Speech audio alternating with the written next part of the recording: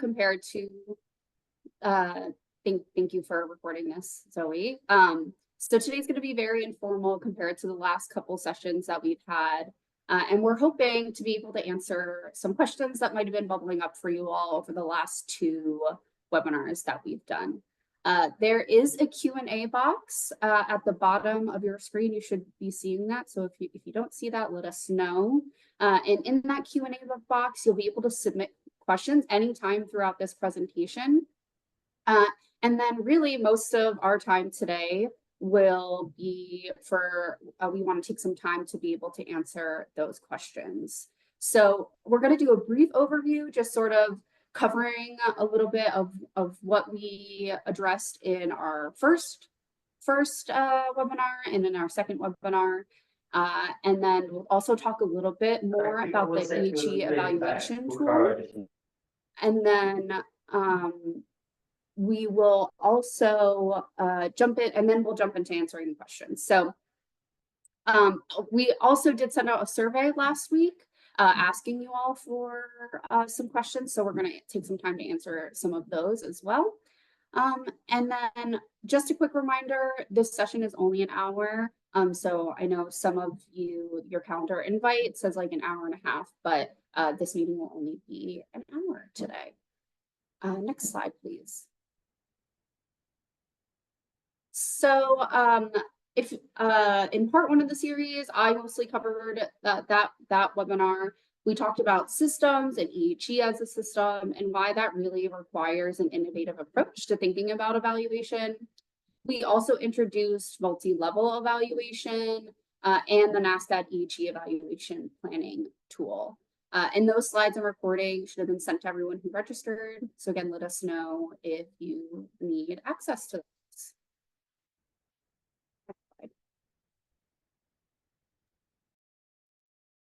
So in part 2, if you recall, we kind of not shifted, but we built on that system framework and perspective that Brittany covered in part 1. And then we got into more in-depth discussion around linking or creating those evaluation questions, and then also linking them with the most appropriate or the best data collection methods. And so in that session, we talked about the importance of asking or developing those evaluation questions and ensuring that they also, as much as possible, incorporate those SMART or those SMARTY principles. So essentially, are those questions getting to those objectives that are specific, measurable, achievable, realistic, timely, in addition to including that position of equity and inclusion as well. And we also touched on the different types of data collection methods. So this is including, for instance, how you might identify or use different data sources or tools to be able to answer those evaluation questions. And if you remember, we even did a very brief exercise in using an evaluation table or grid that allowed you to identify a data source or a data tool and then figure out how many evaluation questions could be answered by that single source.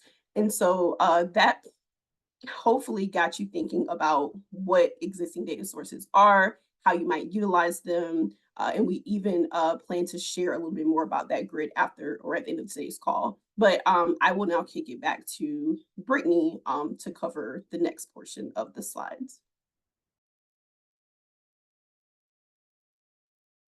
Thanks, Kaniqua. So as we've talked a little bit about in part 1 and part 2, we've been referencing this EHE evaluation planning tool that NASDAQ has created. So I don't know if Kaniqua or Zoe, one of you can drop that file into the chat at some point. But this, it's going to be shared here, but we'll also share it via email as well. So if one of your colleagues isn't here, if they registered for this webinar, they'll get it through that too.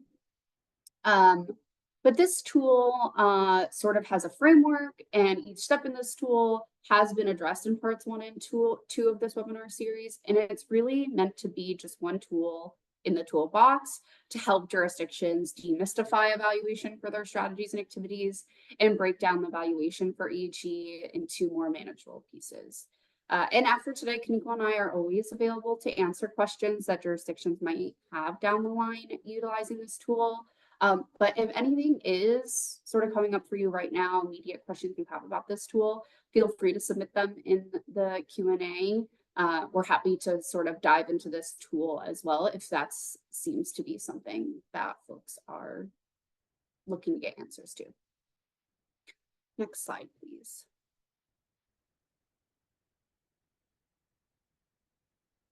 So as I mentioned, last week, Kaneequa sent out a survey to everybody who registered, asking folks what are some topics that we have been talking about that you'd like to dive more into? What are some specific questions that you have about what we've been talking about in this webinar series?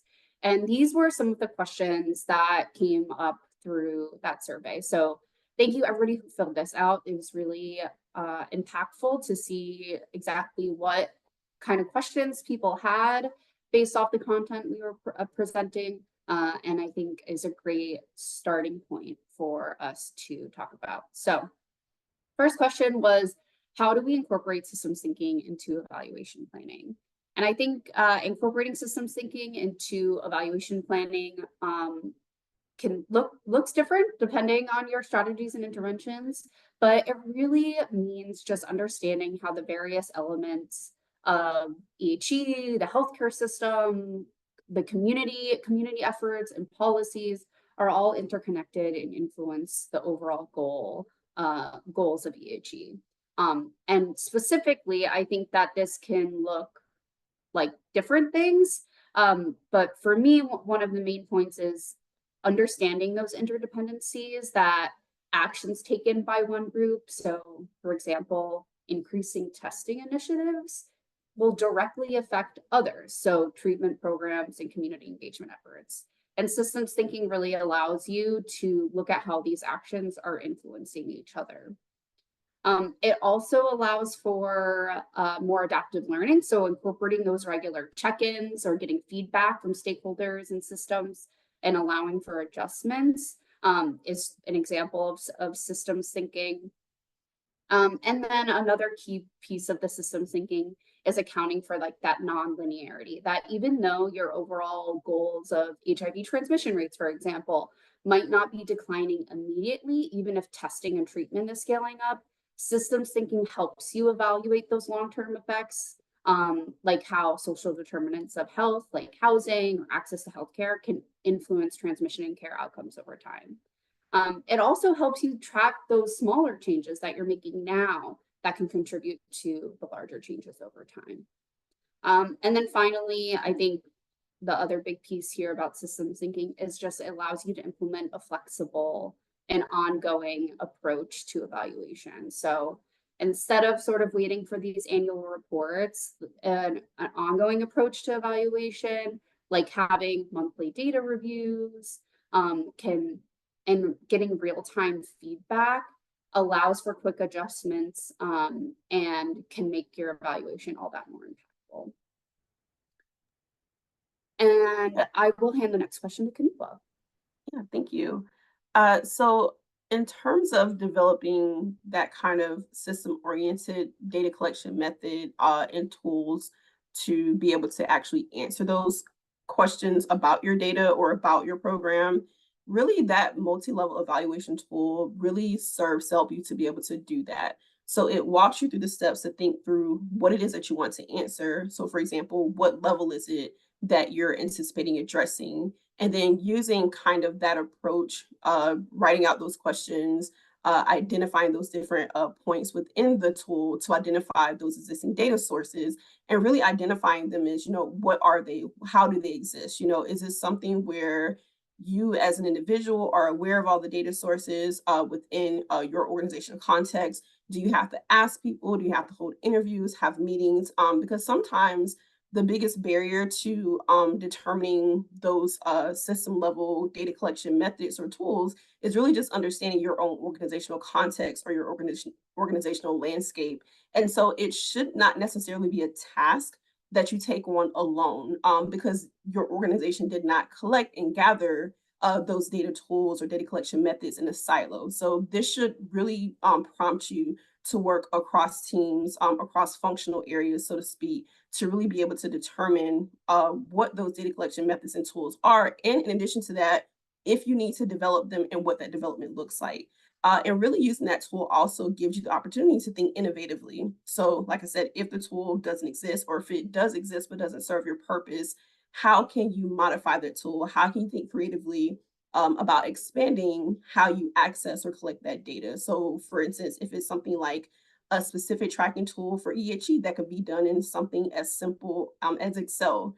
Most of you working in public health probably have access to Excel, and sometimes that serves its purpose well enough. It doesn't have to be a really complicated system, or you're using some type of project management tool. There are plenty of them out there. If you're using them like Asana, ClickUp, Workday, what have you, if that's something that makes sense for your organization and your tracking. I've seen some organizations even use RedCap because it serves many purposes. It can track programmatic or administrative data. You can also use that as a data collection tool. There are so many different ways that you can approach that. So really starting with that multi-level evaluation tool is what can kind of help you build the roadmap for how you actually either use existing or develop new data collection methods and tools. And with that, I will kick it to Brittany to kind of touch on the next question. So the next question is, what strategies are generally used to develop evaluation questions? So beyond just using your process measures and outcomes as a guide for evaluation questions, which really that's why it's so important to, sort of figure out what those are for your specific strategies and interventions. But it's also helpful to engage a diverse group of stakeholders when developing evaluation questions, because they're going to have a variety of perspectives on what they want to know. So I'd really encourage you, to hopefully not let the development of evaluation questions just rely on you or one person, and really encourage you to engage funders, HIV planning councils, program clients, or participants if it's appropriate or possible when developing these questions. And you want to think about your reporting requirements. I think evaluation questions are definitely informed by that, but also think about what information is useful for your team and your community to know. And I will pass that last question to you, Kaniqua. Thanks, Brittany. From my perspective, thinking about how you link your evaluation question with the data collection methods and data sources kind of ties right back into developing or using those system-oriented data collection methods and tools. So when we talk about the system perspective and what level you're addressing, it's not so much that the data collection tool is system specific, it is how you interpret or collect that data, or exactly how you collect that data and then interpret it. Using that as a way to kind of guide maybe those questions that you're thinking about. So in terms of those evaluation questions, it doesn't necessarily have to be a formal process. Think about it in terms of what are your programmatic goals? Like, what is the objective for your program or for the initiative that you're thinking about? And then just in a simple, just natural language kind of way, just think about what questions do you have about the population or the initiative. Have you noticed something?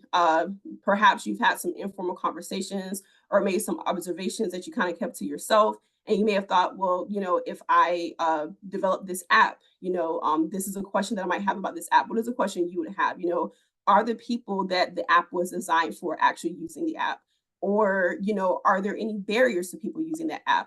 Does my app have all of the, I don't want to say bells and whistles, but all the features that would be useful if it were me using this initiative or this service? How would I want that program to go? So what are some questions I have about myself?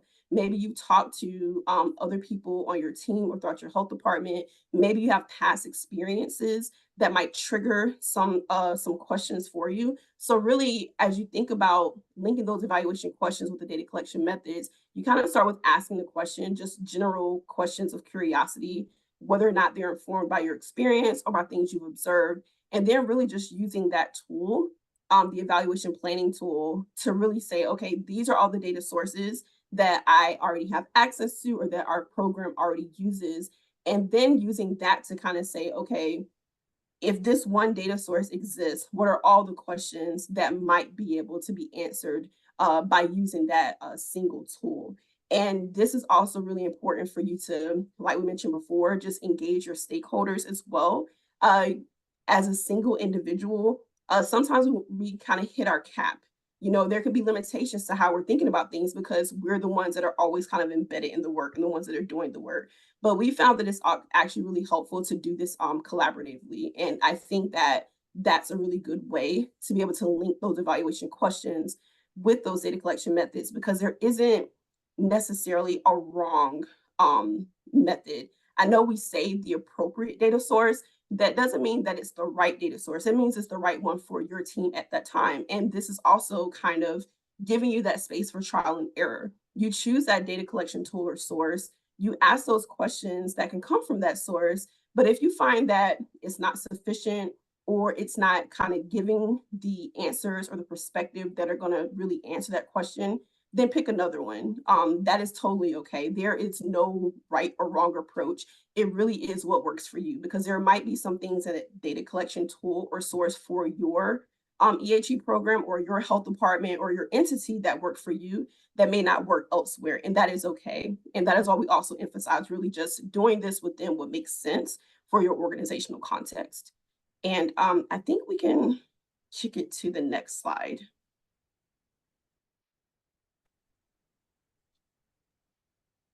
Great, thank you, Kaniqua. So we can go ahead and stop sharing the slides, and we can kind of transition into a Q&A. This is very informal. Folks are welcome to come off mute and ask questions, or put questions in the chat or in the Q&A box. If you submit questions in the Q&A box, you can submit them anonymously, and you can also, it won't be public, so if you don't want everybody to see your question, that's an option for you too. So I encourage you all to ask your questions. We're here as a resource to you. So we will be here as long as people need and as long as people want. So I encourage you all to ask for questions.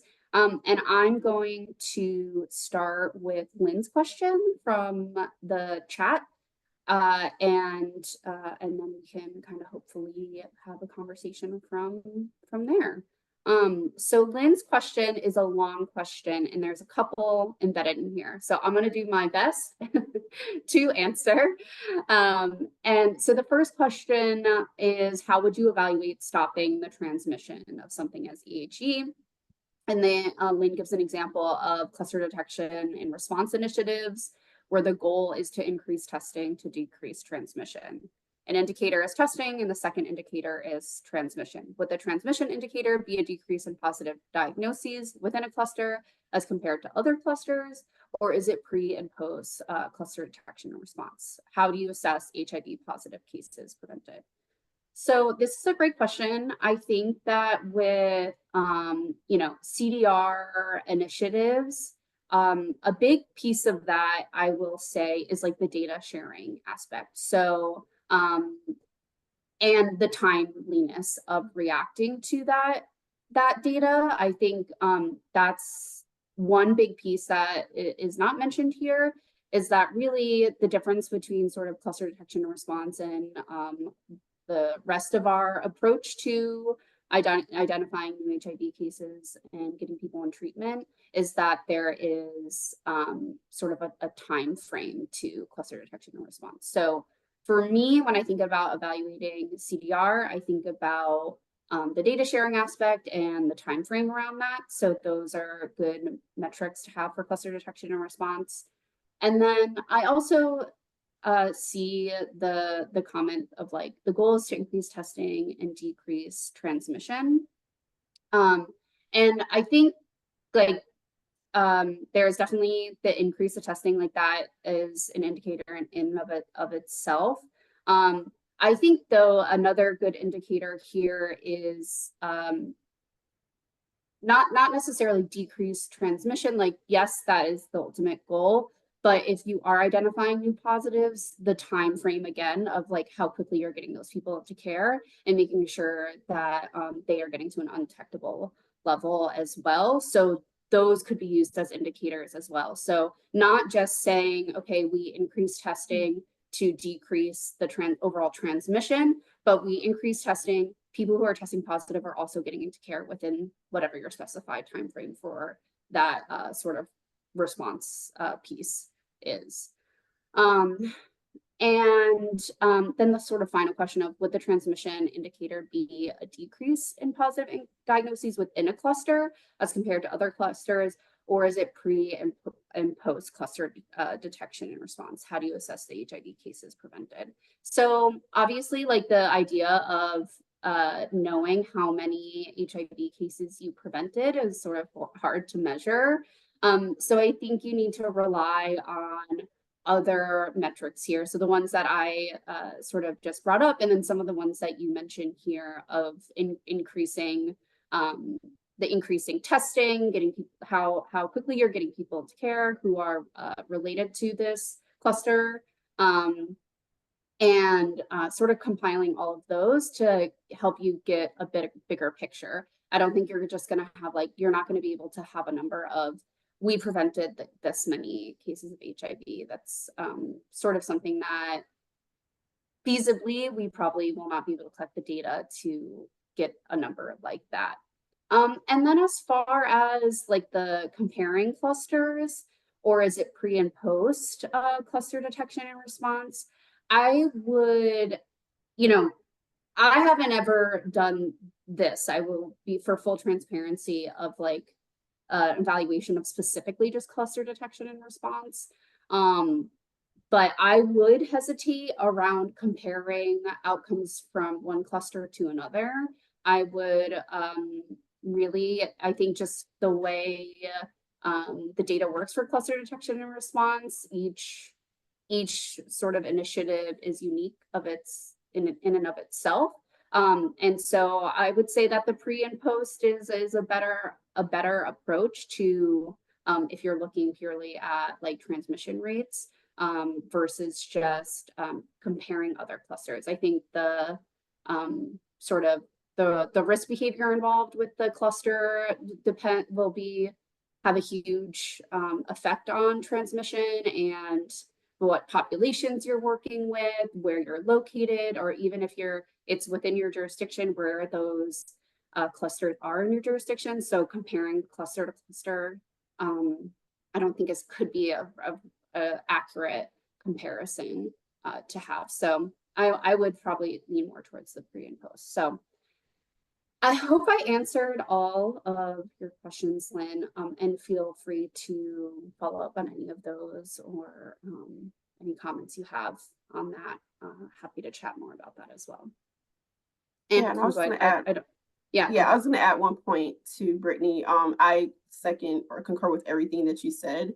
And I think also indicators, especially as you're looking at perhaps, while we can't necessarily measure how many positive cases were prevented, there are some related indicators. So for instance, like if you're looking at testing, that's some of the indicators that we use can only really answer specific questions. So the number of like tests or increasing testing will tell you how many people tested either positive or negative. So that might not be a useful indicator in some situations, but there are also data sources or references. For instance, if you're looking at people who tested positive, but they have partners who got on PrEP or got linked to care, those are also some useful measures, I think, that could also kind of get to answering these questions or fulfilling that kind of desire to really interpret that data in that way. So thinking not just about the person who got the test or the person who tested positive, but all the other intersections that might happen as a way to really provide that information. So while it may not tell you how many positive cases were prevented, maybe you could also utilize, like I said, partners, PrEP, things of that nature, to really be able to kind of at least get you a little bit closer to that. Because I think assessing positive cases prevented is abstract in a way, but maybe just flipping that. So with that information, what can you answer, even if you can't answer that specific question? I think Brittany gave a lot of great points on that. So, and yes, I concur. Please, if anyone else has questions, feel free to use the Q&A or the chat. Or, if anyone on the call has had experience with CDR or has done evaluation within any components of CDR, if you want to share that, that is okay, because maybe there are some peers who have experienced that may be able to give additional perspective as well.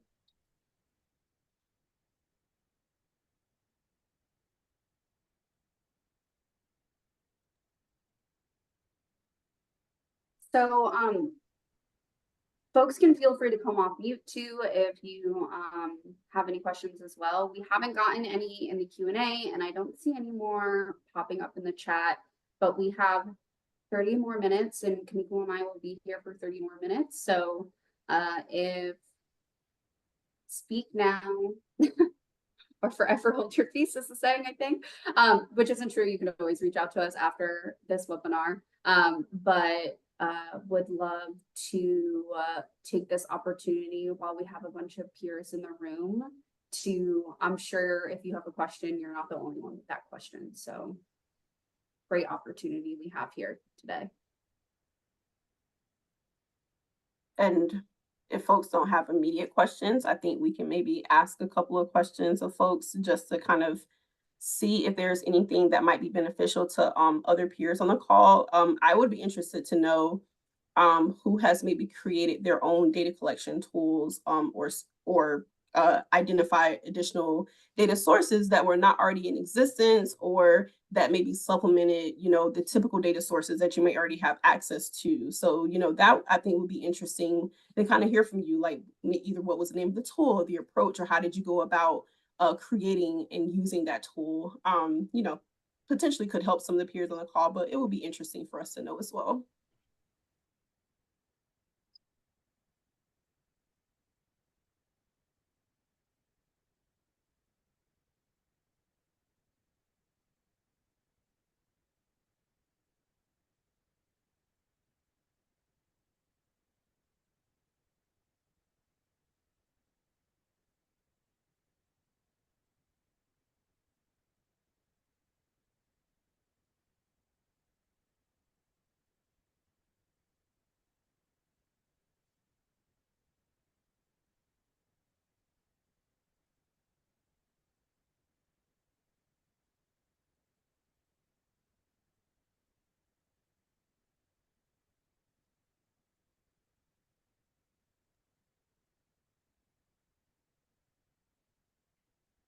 So I am going to assume that nobody has questions.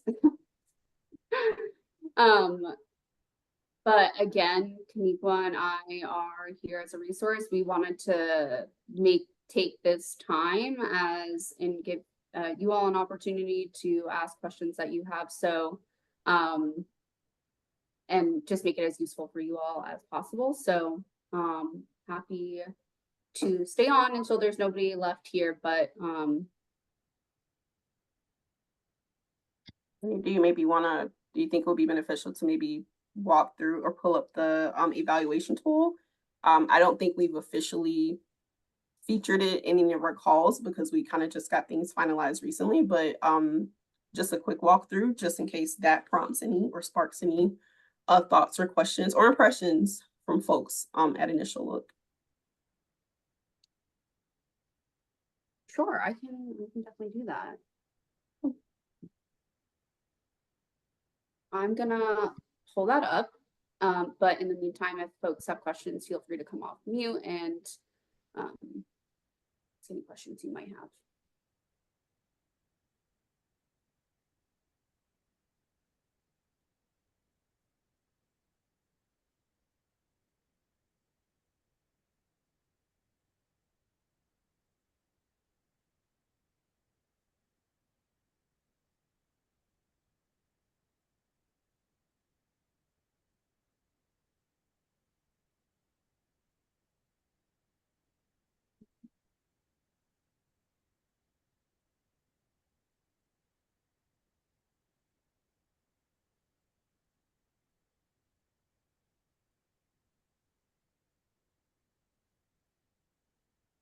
Okay.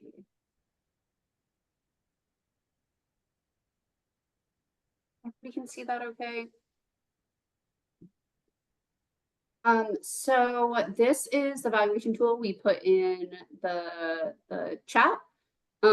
So I'll start with this framework. So this framework was introduced in the first part of our webinar series. And just to kind of quickly give you refresh your memory on this, on the right side, we have the 4 pillars of EHE. which are, you know, ultimately your end goals and outcomes that you anticipate for your EHE strategies and interventions. But this arrow at the bottom here indicates that they are also something that informs your strategies and interventions. And then we have identified 4 potential levels of impact for within strategies and interventions, just based on the EHE plans and work plans that we have seen over the last 5 years. These are sort of the levels where we see an opportunity to evaluate. And then within each of these levels, you'll have process, short-term, and intermediate outcome measures as well, which will lead to the long-term outcome measures here on the right. So, oops, okay, that was the general framework. And a little more on the evaluation levels. I have the 4 that we have identified at NASDAD, but then we have an opportunity for other levels. So this is if you're implementing an intervention or strategy that you feel like there's another opportunity for evaluation that is not currently captured in these 4, you have an opportunity to sort of fill that in here. This is a fillable PDF, so you can type right in here and sort of fill it out. So hopefully that makes it easier for folks to utilize too. And this piece, it just asks you, will this level be assessed? And if so, who does this include? So this is the first step in really thinking through your evaluation of, are you going to be evaluating at every level or any other level that hasn't been identified here? Because it may not, it is not feasible to always evaluate at all of these levels. It is just to get you thinking about your work in this way and to, you know, sort of help you figure out, okay, these are where we're potentially having impacts and sort of an additional way that we can evaluate here. So in this piece, you just will be saying basically yes or no. We plan on evaluating at this level. So just sort of thinking about your strategies and activities in general and be thinking through, you know, you can always come back to this and say, oh, you know what, as you were looking later on saying, you know what, we are doing an intervention that we could evaluate at the subrecipient level. And I think we have the tools to do it. We have the capacity. I think it's something we can feasibly evaluate. So let's add that in. That's totally fair too. But this is just to get you started. And then defining who that is. So, you know, the jurisdiction level, that depends. Are you a state health department? Are you a county health department? Are you, is it gonna, do you have like a state EHE team? Whatever that looks like for you all is sort of how you would define it. So it allows some flexibility in that too, because we realize that EHE jurisdictions vary, and this is like not, you know, it's hard to sort of develop tools without coming across as like this is a one size fit all approach. But I really want to reiterate that like this should be customized and individualized to your needs. And it's not supposed to be sort of the end all be all of your evaluation, but really just sort of help demystify some of the ideas around monitoring and evaluating our EHE strategies. I'm just going to interject real quick, Brittany. Yeah. I saw there was a question in the chat about whether or not this tool could be used for writing EHE grants, or is it just for internal purposes? And I think it could be used for both purposes, because internally it kind of helps you develop that kind of mapping out or blueprint for how you're going to approach evaluating.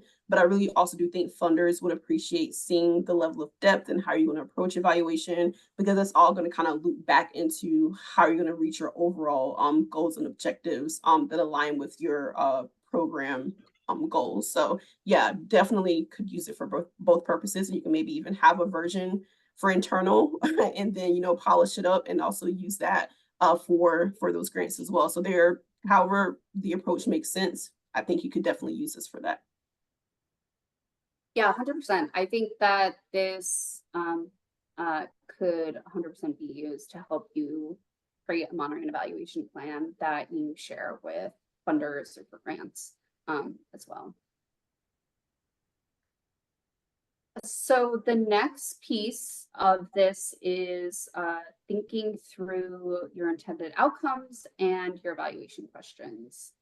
So the first thing I want to point out is that a lot of the work plans that we've sort of reviewed and have seen when we were thinking about this tool have split up their strategies and interventions by pillar. So the first thing I want to point out is that the outcomes and evaluation questions have been split up by pillar. So this first part is for the first pillar of diagnose, thinking through your outcomes, and then for all of the strategies and interventions in the first pillar, and then identifying evaluation questions based on each of your strategies. So again, this is fillable. You can put your strategies for the pillar here, and then identifying evaluation questions for each of the levels. So if they're, you're not evaluating one of these levels, you obviously don't have to fill anything in, but that is available for you. So this is for each pillar. This is pillar 2, pillar 3, and then pillar 4. And then, so these are all the same. So nothing new here. And then we come to part 2, which is sort of identifying data tools and sources to be able to answer your evaluation questions and measure progress of your process and outcome measures. And I'm going to pass this to Kaniqua to walk us through. Yep, thank you, Brittany. So if you actually go back just to the previous intro section, as you're thinking about what data sources or data systems or tools, I believe I mentioned this before, it really kind of goes into what makes sense for your organizational context. So there are an endless amount and types of data sources or tools that you could potentially utilize, but just looking at what's actually feasible in terms of cost, in terms of access, in terms of, does this require any kind of legal or regulatory agreement for you to access that data? Do you have the time to commit to creating a new tool? And if you do, kind of what goes into that. And I think it's also a really good approach here to consider just that balance between the time and effort for how comprehensive that tool might be. And there might be some tools that make sense for some evaluation questions or approaches that don't make sense for others. And so this is also where I, again, just want to reiterate that as you're thinking about those levels that you're evaluating, the evaluation questions, and the data that you're going to use, you don't have to come up with these approaches or ideas by yourself. I think really working cross-functionally, having meetings, even making observations, just talking to other people, including, for instance, the people who are going to be responsible for actually collecting and using the data, maybe including management or leadership who may have the authority to say, yes, you can devote the time to pursuing this data source or not. And then even if it makes sense, depending on the approach that you're going to take, also maybe talking to your legal counsel too. So if you're thinking about, okay, I need access to this data, my organization does not currently collect it, but this other organization or partner does collect that data that I need. For instance, like maybe you're wanting data on housing or some other data that's related to certain social determinants of health that your program may not directly collect, but that's being collected maybe within social services or some kind of similar setting, then thinking about how you would go about gathering that information. So I say legal counsel because if you can get them to understand the purpose for utilizing that data, they can really help you navigate and facilitate that more often than not. Just saying, as much as you can, use your partners, use all the resources available to you. And now you go to the next slide, please, or the next page.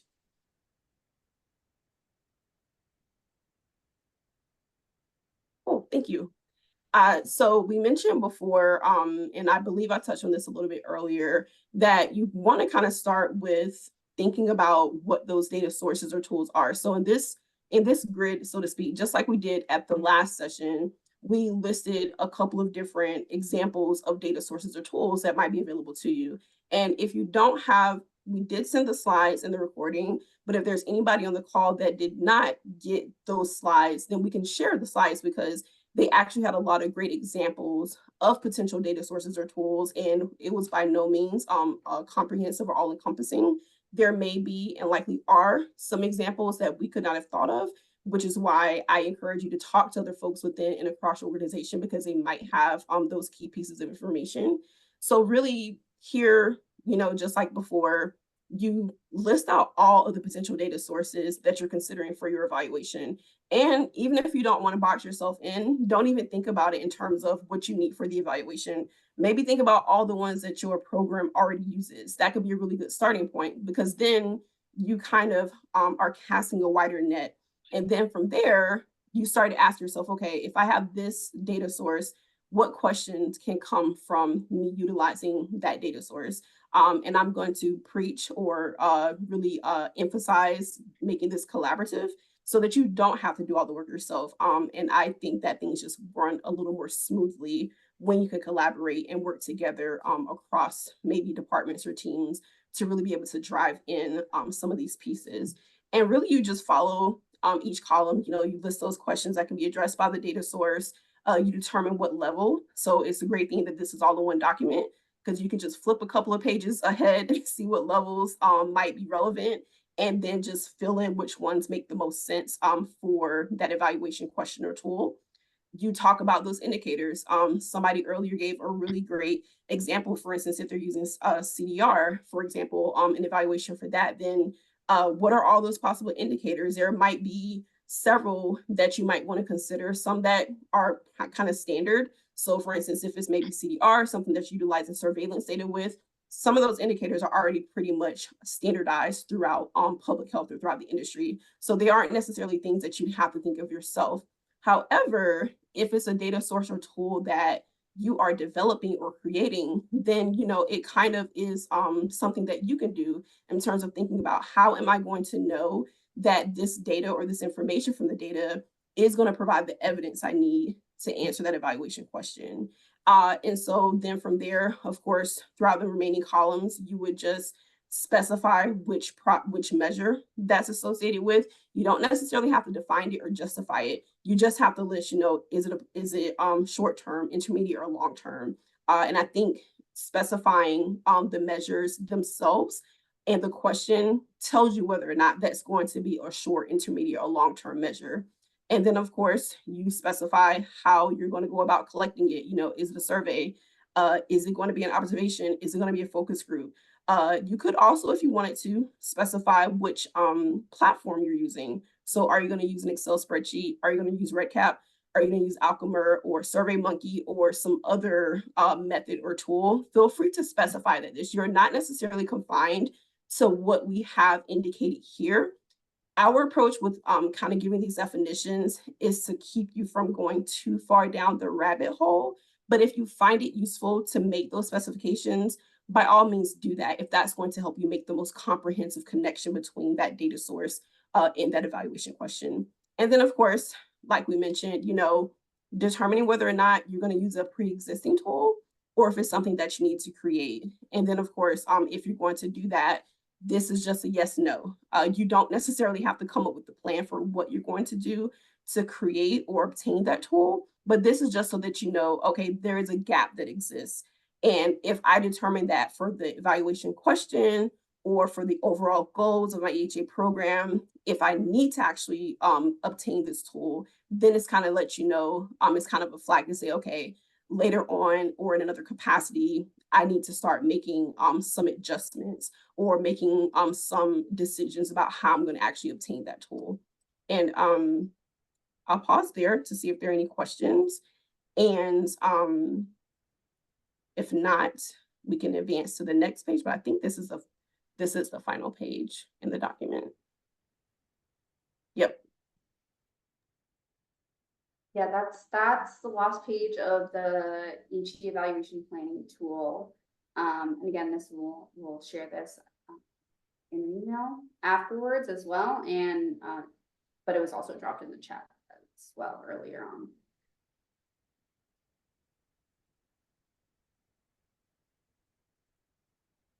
So this is an opportunity for you all. We have about 12 minutes left. If anybody has any sort of final questions or any way we can sort of assist you in utilizing this tool, you can always reach out to Kaneequa and I after this call as well.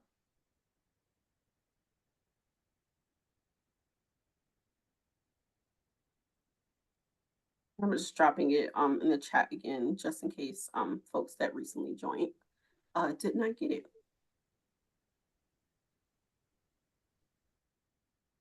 Thanks, Kaneequa.